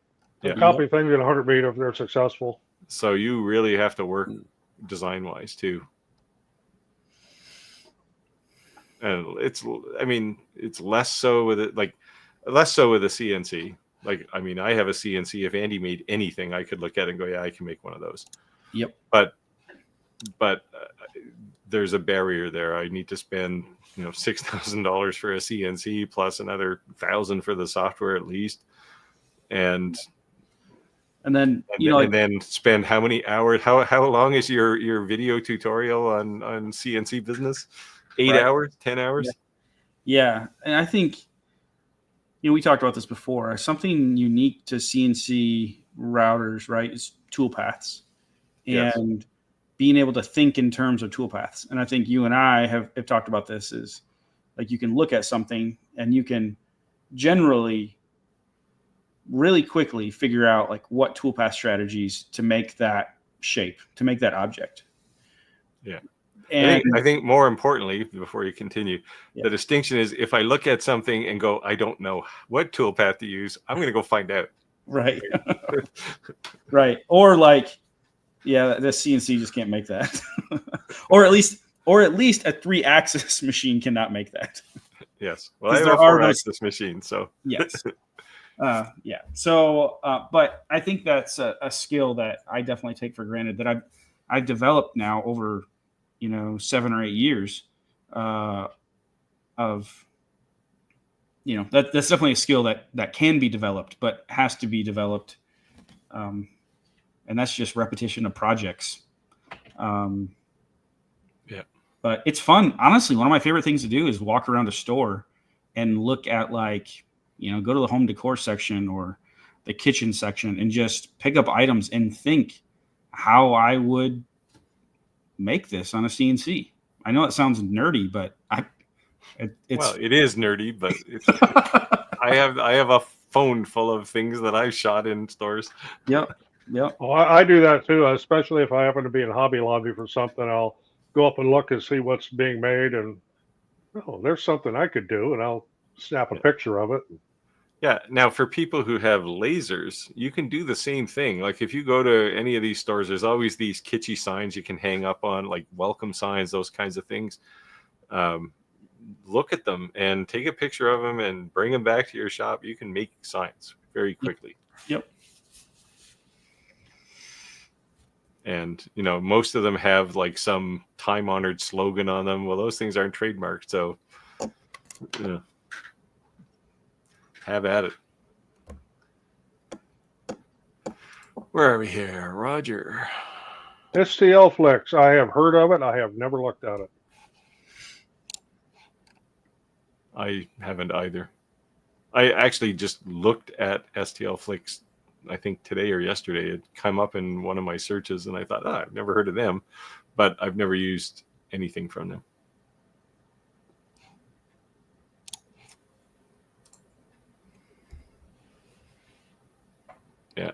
Well, Jack too. It would be a hard pick between a laser and a CNC. Yeah, it just depends what you do. Like, for me, my best fit would be a laser, but that's because of what we make. Yeah, you have to put things always in perspective, right? So one of the things that lasers are really good for, if you have a workshop, is burning your logo onto everything you do. You can do that with a CNC, but it'll take 20 seconds with a laser. It'll take probably 2 minutes with a CNC. And it'll probably look better with a laser too. It might. Well, it stands out more, right? It's more contrasty. Yep. So, I think the right answer is you need both of them.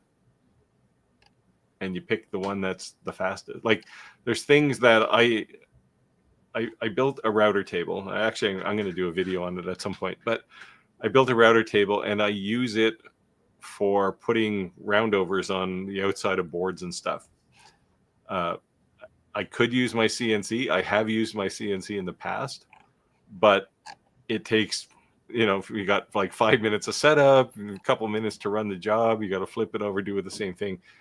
With a table router, you can do that in a minute. So it's a case of using the right tool for the job. Yeah, That's a great point. Yeah, don't use a wrench for a hammer. Is the answer. I mean, I do, but well, yeah, we all have. And every time it's the wrench slips off as I'm hammering and hits my hand, and then I go, yeah, okay, now I remember why I don't do this. Exactly. Currently making some coasters. I'll curb my editorial. For craft markets, animal shelter. That's a good cause. Also got a bunch of trays and charcuterie boards. Perfect. Sell them all. yeah. So Rick thinks I hate coasters. I don't hate coasters, but I don't want to be in the market where you'll sell coasters. Right? I don't want to go to weekend craft markets. It's just not my thing. But if you go to those, you're going to sell a boatload of coasters, right? Because people have cash, and it's like, oh, it's only $10 or $12, whatever. I'll buy them. Yeah, any time at a craft market, I don't do craft markets anymore, but back when we did, if it was under $10, you sell it. It didn't matter what it was. Yeah. See, and if I was going to hire someone to help me in my business, that's what I'd hire them for. You go work on the weekend markets, and I'll just stay here and make stuff. Yeah. Yeah. So Tim engraves his logo with lasers. I guess that was the comment. Hobby Lobby. Yeah. All the art. Yes. This is the other thing we're fighting against now, right? As far as creativity, everything. And I'm guilty of it too. I use AI for everything now. I've started using a lot of it too. Yeah. Yep. It's all AI now. And I mean, if you're I won't say if you're a true artist, you're out of business, because people appreciate true art. Like, it's just AI just can't reproduce that, at least not yet. But the problem is people will look at this AI art and go, well, that's pretty good. And then they'll look at your real art and they'll go, okay, that's slightly better. This one is $10. This one's $5,000. Right. And it's an unfortunate situation. AI is, I'm not a doomsayer, but AI is definitely going to hurt the maker business in the long run for true creative people. Yep. I use AI because I can't draw a straight line with a ruler, but well, I can't draw stick people. That's why I use it. Yeah. Well, you can always get, if it's CAD related, you go to Fiverr for get some design work done. Yeah. So LTX asked, do you know of anyone that can reach out? I can reach out to for some design work that I haven't had time to get to. Yeah, I use Fiverr. Really? You can pay me. There you go. You can pay Steve.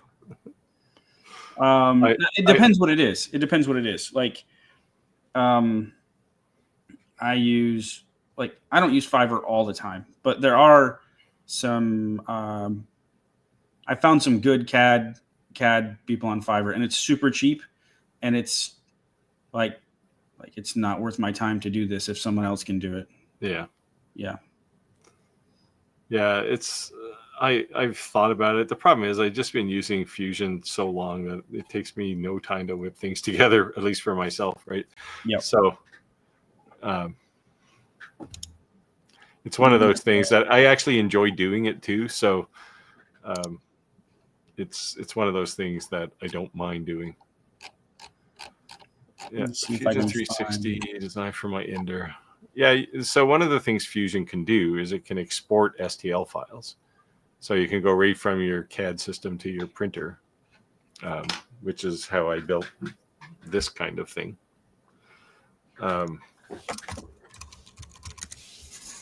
But the only other less expensive software I know out there is FreeCAD. It's got free right in the name. The latest, they finally actually went to a proper release of it after 10 years. They were always like some beta version. And I haven't looked at it, but a buddy of mine has looked at it and said, if you go through their tutorials, it's not bad. But there's also, like Jack mentions, Tinkercad here. Oh, yeah. I use Tinkercad for actually some fairly complex things. Yeah. And there is a free version of Fusion 3. I think it's just called Fusion now. It's not 360 anymore, but there is a free version. There's limits on it though. If you make X number of $1,000 a year, you can't use it. Now, how they monitor that, I think it's more the honor system, but and if you wanted to do things for CNC and you wanted to pipe right from Fusion to your CNC, like the tool has, then you need the commercial version, but you can export an STL file and send it. Tinkercad's okay. And I actually started with Tinkercad back in many, many moons ago. If I drop this Fiverr link in the chat, will LTX be able to see it? Yep. All right. Eventually, when we catch up. What time is it? Oh, we got like 15 minutes left. 15 minutes.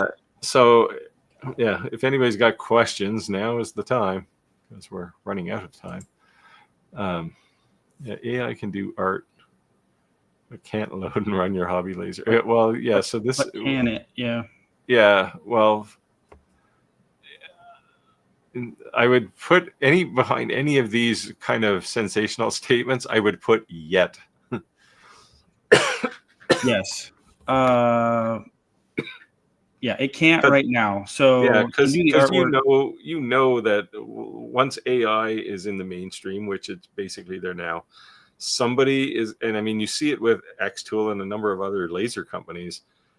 Once it's in the mainstream, then they will start to leverage it, right? So it's only a matter of time before somebody has a CNC machine that does the art, grabs a piece of wood out of the bin beside it, and sticks it on the CNC and cuts it out, right? It's only a matter of time.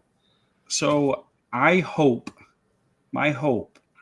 is that, and I've been pushing with the companies that I have relationships with in the CNC space. Like, there is a huge opportunity for the CNC workflow to improve, to make it more frictionless, right? Yeah. And I think we talked about this earlier with all the variables and things at play. I think that's where AI steps in. It's like, yeah, I can solve this, and it makes that the barrier to entry, the ease of use to CNC, it has a long ways to go to get to, and I don't know if it ever will, but to get to the ease of use of a laser, to get the ease of use of 3D printing. It's starting to appear in 3D printing. Now it's not going to load your material yet, but I mean, I conceive in the not too distant future a day when you can go to a Chat GPT type client and say, make me a bowl that's this dimensions and that deep and push the go button, right? And it does it. Yeah. Out a mysterious black box, and out the other side pops your bowl, right, or your tray. I can see that happening. Yeah, absolutely. And I think it's the toolpaths, right, with CNC. Yeah, but that's right in AI's engine wheelhouse, right? Exactly. Anything that's sufficiently complex, AI is very good at analyzing and simplifying. Yep. And the beauty, it's a double-edged sword, but in this case, the beauty of it is you don't have to think about toolpaths anymore. The downside is this is like using a calculator and never learning how to do math the long way. Right? Exactly. Yep. You just know the answers. You don't know how to get there. And I mean, honestly, I'm a little guilty of that. I don't know how to program manually. I don't know how to write G code. Yeah, nobody does. I mean, you can Well, look at it. It's pretty simple, right? But there's old but why would you? out there. But there's old machinists out there that, like, I remember typing it out. And so I think that's, that. Well, you see, I grew up in software engineering, writing like machine code, right? And that was like the equivalent of being like a guru, right? Because nobody knew what was going on. They just knew when they had software problems, they would go and talk to you and you'd do types of magic and things would happen. Nobody does that anymore. Like we're even beyond writing in high level languages. Now we're just getting AI to write our code for us. And I had a conversation with somebody. I was doing a little work and I said, why don't you just get AI to build this? And this guy happened to be a software engineer. And he said, well, AI writes bad code. I said, so do software engineers. What's your point? Right? It's just AI is going to write bad code faster. And I think we're going to get there with design too. It's a little sad, but yeah. But there'll always be, I mean, look at today, right? Where you have a CNC, but I guarantee you there's some old guy sitting in front of his lathe or some piece of equipment who's going to make what you make, but he's going to make it by hand. Yeah. Right. Inlay is a classic example, right? Yes. I showed inlay made with a CNC to a guy who spent like 16 years learning inlay. And he looked at it and he didn't want to say it was better than his, but you could tell that he thought that this was like the devil's work, right? And this is that whole conversation, getting back to the question about whether a CNC is cheating or not, right? It's not cheating, because what's really important in the whole maker process is the creativity, the inspiration, not the tool you use. But I think CNC is going to remove that too, or AI rather. Right. Yep. Now, yeah. I mean, I know we're doomed when like my 85-year-old mother can type a thing into a piece of code and get something made for her. Like, this is when I used to write a lot of software. My mentality was I'm always writing software for my mother, because she's not a computer person, so it has to work for her. And we're going to get that way with craft too. Yeah, the replicator. I long for one of these things. It's basically a 3D printer, but it's exceedingly fast. All right, let's see if there's any more questions here. Yeah, it's just the advancement of technology. There's always something new, faster, better, easier. Herb brings up an interesting point. Like, he's been using CNC for 50 years. When I started working in the mid 80s, we had the company I work for had a machine shop, and it had 2 CNC mills. And the guy who ran the shop, his name was Wolf. You had to go in there. You had to basically plead with him to get something made. You couldn't watch it. You couldn't be in the shop. You couldn't certainly touch the machine, right? That was magic. And that was, 40 years ago. Yep. So it's been around a while. We've just kind of lowered the bar to the point where normal people can do that. You don't have to be Wolf. You can be, Andy. You can just be me. Yeah, just plain old you. Yeah, Alt Mill has a... Yeah, they just came out with a 2x4 not too long ago. Yeah, they did. They used punch tapes. Yeah, I remember those. Somebody would take the AutoCAD design and do some magical plug-in thing, and it would spit out a tape. And you'd wander it down to the machine shop and say, make this. Like, that was back in the days when it was magic. Yeah, the K2 has that bigger build area. It's a nice big build area. So and I am seriously considering getting the K2 Plus. Like I say, even though it is a Creality product, it seems to be a first-class machine. Creality will be standing there going, wow, Roger, bow before us. You've been locked out of your bamboo, so... Now we have you. I think the problem Bamboo has is they've annoyed enough people that are openly saying I'm never buying another one of these. That's a And problem. at a time when Creality has comparable, if not better, machines, right? And it's the same price. A K2 is $1,500. X1 Carbon with the AMS is $1,500. Yeah. And the Creality one actually has a bigger build area. Yeah.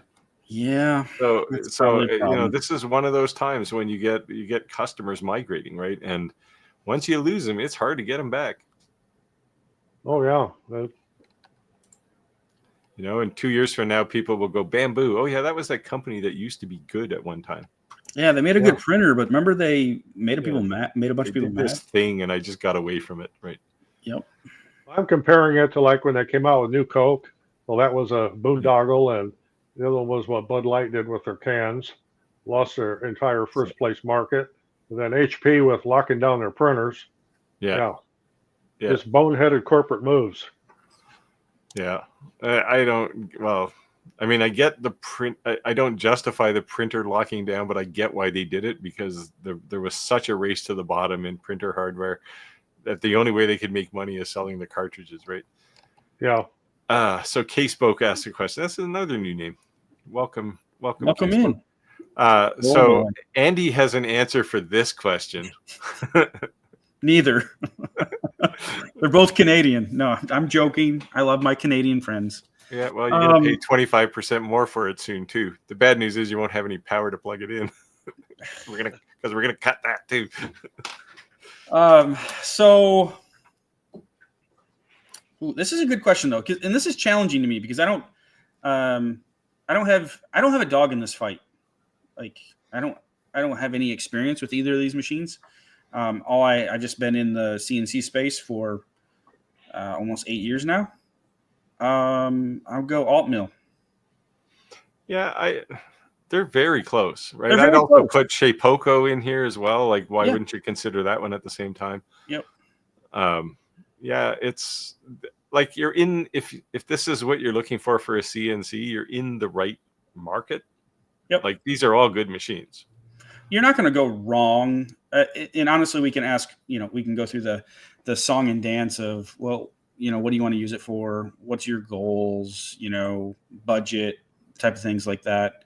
Yeah, this next one's interesting. Maybe Bamboo will merge with Glowforge. Sorry to pull you off focus there. Yeah, it's all right. Multicraft Neo. Maybe Bamboo will merge with Glowforge. Maybe. I doubt it. So anyway, yeah, I think any of the kind of top contenders in the market, in the entry level business market, we'll say, so that's Glowforge, Shapeoko, Altmill, they're all pretty solid. Like, yeah, you're gonna have. So the reason, spoiler alert, I prefer Shapeoko, and I push. If anybody asks me this question, I push them to Shapeoko if they're in this market, and depending on their experience. If they have zero CAD CAM experience, that's where Shapeoko really shines, in my opinion. There is, like, if you go and look at the resources that they've built out, their customer support, like, they have full free online classes, like courses, and they've just really, like, Shapeoko is doing a fantastic job on competing on value, and because as you guys know, like with CNC, a machine, it doesn't matter what machine you get, that in itself doesn't make you successful or not successful. Like, you could get any one of those machines alone, and you still have to figure out how to use the thing, right? And if you have zero experience. So that's why I like Shapeoko, because they've heavily invested into their customer success. Not that the other ones haven't, but there's definitely a focus there. Whether they're doing it as a survival skill or not is a different discussion. But yeah, they're definitely spending time. So I don't know if a CNC coming with a table is a big deciding factor. If you're talking just about the wood surface, that thing's, especially when you're first starting out, that thing's going to last about 2 months before you're going to have to replace it anyway. I go through, so I have a Onefinity. It's basically a frame and I can put it on any table I want. I go through probably 2 sets of spoil boards a year, sometimes 3, depending on what I'm doing. So whatever table that's coming with it, you definitely won't have it by the end of the year if you're using this machine a lot, especially when you're starting out, because inevitably you're going to drill a hole that's supposed to be, 8 millimeters and you drill, 27 millimeters. And yeah, it just happens. It's called a spoil board for a reason. Exactly. So, alt mill is going to be faster. I don't know about that. But. In it, regardless, like, okay, let's say the max speed on a Shapeoko is 200 inches per minute, and maybe it rapids at 300 or 400 or whatever, right? And then you have Onefinity where your, maybe your max cutting speed's 400 inches per minute. These aren't exact. I'm rounding here, but in alt mill is 10 or 20% faster. Let's say that's the case. Like, how many times if I asked myself this question, how many times have I ran a toolpath at more than 200 inches per minute in the last 7 years? Maybe twice. Yeah. And the thing is, a 200 inch per minute printer or CNC and a 400 inch per minute CNC don't, like, the 400 inch per minute one isn't going to be twice as fast, right? Because you got acceleration, deceleration, and that's the same pretty much for all CNCs. So it'll be marginally faster. In the end, if you paid for double the speed, you're going to get maybe 20% faster. Yeah, and it's that concept of, like, when it comes to CNC, like, there are a lot of things to take in consideration about, one, quality of cut. Like, just because you can do 600 inches per minute, what material are you using? What bits are you using? What's your work holding strategy? And what is your finished product like? Because I can tell you, in some materials, you don't ever want to go that fast. Most bits wouldn't handle that speed anyway. Right. So there's a lot of limiting factors, and these CNC companies are fantastic about, marketing speed, but speed in my mind is not the number one deciding factor. Yeah. Well, lasers are doing the same thing with the speed thing. We can go, some ridiculous speed. Well, you're not going to engrave anything. Yeah, right. 60,000 millimeters a minute. Yeah. Yeah. Yep. You're not going to do anything with it, but you can watch it spin around the table real quick. So in the skill level, I know we're almost at time here, but the skill level, not saying you can't get there, but the machining skill level and experience level to machine at those speeds, the beginner is years away from getting. Because there's a learning curve. So all 3 of the machines, Shapeoko, Onefinity, alt mill, like, performance wise, they're all comparable. They're all similar in rigidity, similar in stepper motors, similar. Let's just make sure we're clear on that one, right? Very similar in stepper motors. Sure that alt mill doesn't have slower stepper motors? Yeah, I know, right? Now, if any machine or anybody in here is, if I said anything that's wrong, feel free to correct me, but this is just my opinion. And speed is not the top deciding factor for me personally. But yeah, precision. It's all about precision. Yeah. And in general, precision doesn't come with speed usually. No. You know how scary a CNC machine moving at 600 inches per minute is? Like, the first time? I mean... Yeah. It's every once in a while I'll have, it's not even running on the material, it's just moving. And you're like, and it's like, like you're over here, you're about to put your hand down on the workspace because and the thing goes home or something, and it's just like this, thing bludgeoning across the to your hand, right? And it's like, holy cow, almost lost a finger. Like you could lose a finger. You could, if you have it in the wrong place while this CNC's moving. Yeah. So all right, we should wind down. Yeah. Yeah. And Rick will be happy that we didn't burn the place down while he was gone. Didn't say too many bad things about him. So we didn't. We didn't. Parting thoughts, gentlemen? No, thanks for everyone being here and listening to us. Hopefully our conversations and answers have been helpful. Yeah, we do tend to ramble sometimes, but we try to get to the points. But I did see a lot of new names in here tonight, so thanks for coming out, and hopefully we see you again, Roger. Yeah, glad to see everybody, and we'll see you again here next week. Bring your questions. Yep, and thanks. We'll try to have Rick back next week so he can keep us in line, and we'll see you hopefully next week. All right, see ya. Ciao.